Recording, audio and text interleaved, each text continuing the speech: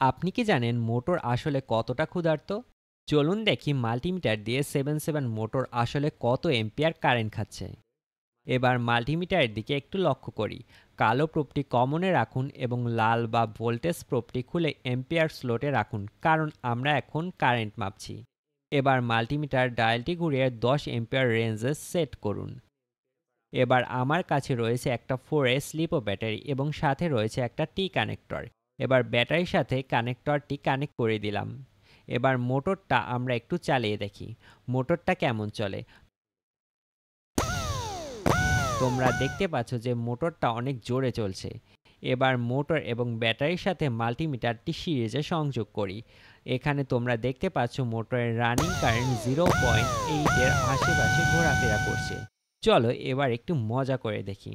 মোটরের শ্যাফটটা একটু জোরে আঙুল দিয়ে চাপ দিয়ে দেখি। দেখতে পাচ্ছি প্রায় 2.35 এম্পিয়ার কারেন্ট নিচ্ছে মোটরটা। এবার চলো মোটরটাকে প্লায়াস দিয়ে চাপ দিয়ে দেখি। বাবা, এখানে প্রায় 5.44 এম্পিয়ার কারেন্ট কনজিউম করছে মোটরটা। মানে শ্যাফটে যত চাপ দিবে বা লোড দিবে মোটর তত কারেন্ট গ্রহণ করবে। তো এভাবেই মাল্টিমিটার দিয়ে খুব সহজে ডিসি কারেন্ট মাপা যায়। এমন মজার এক্সপেরিমেন্ট দেখতে ইলেক্ট্রোমিটারের সাথেই থাকো।